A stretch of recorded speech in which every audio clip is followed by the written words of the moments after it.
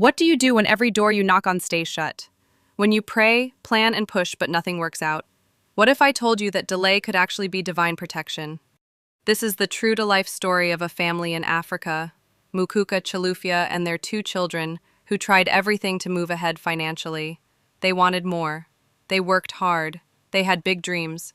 But every time they tried to refinance their home, something always blocked the way. At first, they thought they were being punished. But what they didn't know was that God was already in their future, and He was protecting them from a disaster they couldn't yet see. By the end of this story, you'll understand why sometimes God's greatest blessings come in the form of a simple, quiet no, and how that no can save your family, your finances, and your faith. It was 2012 in Lusaka, Zambia. The sun baked the red earth, and the scent of marula trees floated in the breeze. Chilufya and her husband Mukuka, both in their late 30s, were an ordinary middle-class couple. Chilufya worked as a teacher at the university, and Mukuka was a civil engineer. They had two children, Tandiwe, 10, bright and inquisitive, and Kunda, 8, quiet and fond of books. Life was stable but not extravagant. The couple, however, carried a dream burning in their hearts: to own a house of their own. One Sunday morning after church, Mukuka said, "Chilufya, I feel God telling me it's time. Let's buy a house." Chilufya hesitated. They had been saving for years but feared the uncertainty of loans and interest rates. Yet she nodded. "If God is in it, let's do it." They prayed fervently for guidance, inviting God into every conversation, every document, every meeting. In June 2012, they found a modest single-family house on Marula Street. 3 bedrooms, a small garden bursting with hibiscus flowers, and a mango tree heavy with fruit. The price was low because the area was still developing. They signed the papers. "This house is a promise," Mukuka said, standing in the garden. "A promise from God," Chilufya whispered. Years passed. By 2016, the house had nearly doubled in value. Their friends kept telling them, Chilufya, you are sitting on gold. Refinance and pull out that equity. Start a business. Buy another property." Mukuka began researching refinancing. The idea consumed him.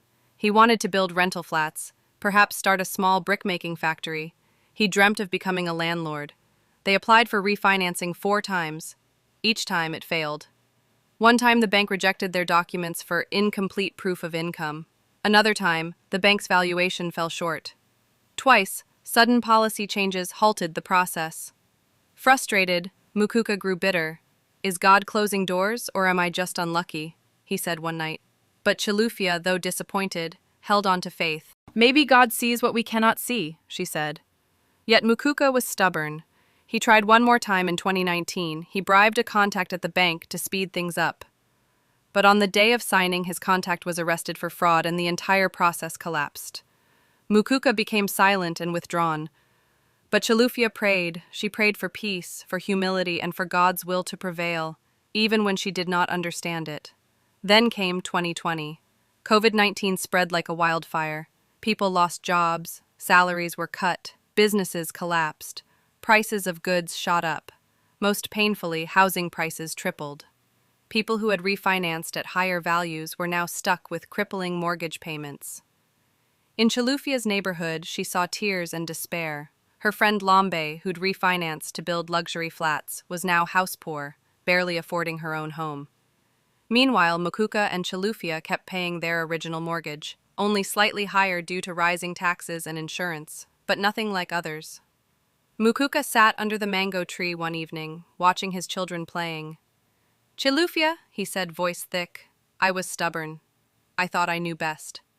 But God saw this all along." "Yes," she said, taking his hand. "God knew the future. All those failed refinancing attempts, I was angry with him, but he was protecting us." They knelt in the grass and prayed, tears streaming down their faces. In 2021, a man approached Mukuka to buy the house at 4 times what they paid. The temptation was strong. "We could buy a bigger house," Mukuka exclaimed. But this time, Chilufya said, "Didn't we learn our lesson? Let's pray first."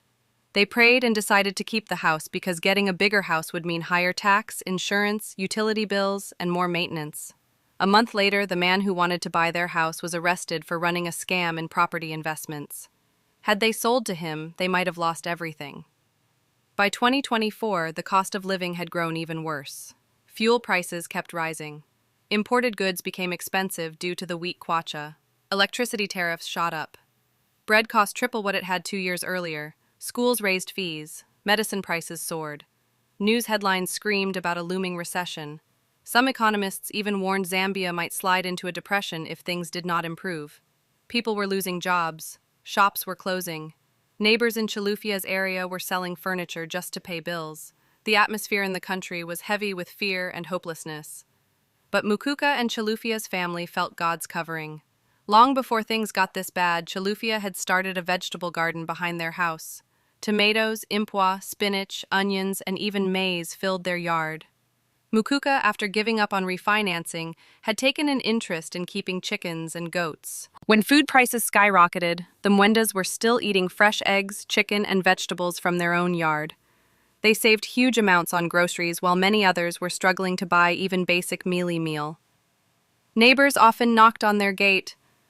"Ba Chilufia, can we buy some vegetables from you? Ba Mukuka, do you still have eggs to sell?" Sometimes, Mukuka and Chilufia simply gave food away, grateful for how God had sustained them. Despite the country's hardships, they paid their mortgage on time because it was still low from 2012. Their utility bills were modest because they were careful with usage. Mukuka looked at Chilufia one evening, sitting under the mango tree, and said, "If we'd refinanced and bought a bigger house, we'd be finished right now." Chilufia nodded, her eyes shining with gratitude. God knew the future. He kept us small so we could survive something big. By the end of 2024, Chilufia's small health consultancy was thriving, helping local businesses manage scarce resources during the crisis. Mukuka began mentoring young engineers not only about career choices but about financial wisdom, humility, and trusting God. Their children grew up remembering how their parents prayed before every major decision, and how God's no was actually a divine, not good for you. By the end of 2025, Mukuka and Chilufia had lived through what many people only read about in headlines. They had experienced financial pressure, social shame, frustration with God, and the joy of seeing His protection in action. But now, something had shifted deep within them. They were no longer chasing more. They were no longer trying to catch up with friends who had newer houses or flashier cars. The old dreams of building rental flats and running multiple side hustles no longer held the same appeal. One evening, as they sat under their old mango tree, the same one they had knelt under in tears years earlier, Chilufia asked, "Mukuka, what are we still rushing for?" He looked at her, a little surprised. "What do you mean?" "I mean, God saved us. He preserved us. We're not behind, we're right where He wants us. Why are we still working like we're trying to prove something?" They sat in silence, hearing the wind rustle through the trees. It was true. Their kids were growing up fast. Tandiwe was now in senior secondary school, and Kunda was developing a gift for writing and storytelling. They had food, a home, no crippling debt, and above all, peace. That night, they decided something bold. They would start working less and living more. Over the next few months, Chilufia reduced her hours at the university and focused more on her business consultancy, choosing contracts that aligned with her passion. Mukuka took on fewer engineering projects and spent his extra time mentoring young graduates, teaching them not just how to build structures, but how to build a life rooted in God. They started taking monthly family trips, even if just to local places. Lake Bangweulu, the hills of Mbala, a cousin's quiet farm in southern province. They found joy in slow mornings, devotionals as a couple, family Bible study with their children, cooking together, laughing more. On Sundays after church, they no longer rushed home to plan the week.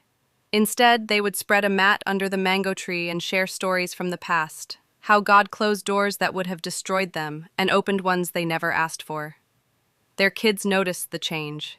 Tandiwe, once obsessed with social media and brands, began journaling prayers and teaching Sunday school. Kunda started recording short devotionals on his phone, which he later posted online, his quiet spirit now leading others. One day, Tandiwe said, "Mom, I want to marry a man like Dad."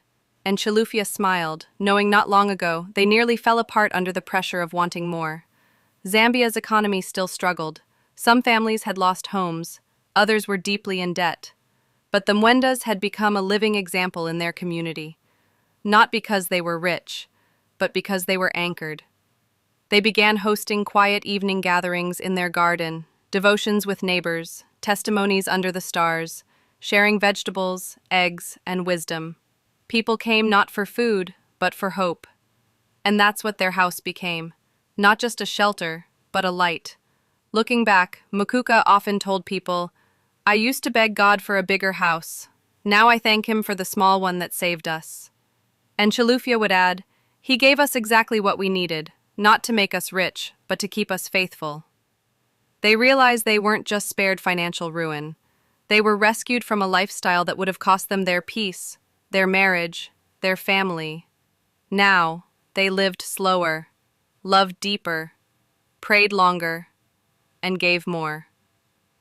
Sometimes, the greatest blessing isn't what God gives you, but what He keeps you from. In a world rushing toward more, Mukuka and Chilufya chose less and found everything they needed. They chose God over gold, faith over fear, family over fortune. And because they trusted His no, they now live in His greater yes. Now I'd love to hear from you. Have you ever experienced a closed door that turned out to be a blessing in disguise? Has God ever saved you from something you desperately wanted at the time? How has faith helped you navigate tough financial times? Share your story below. Your testimony might be the encouragement someone else needs right now. And if this story touched your heart, don't forget to like, share, and subscribe so more people can be reminded that God always knows the future and that He's working for our good. God bless you and thank you for watching.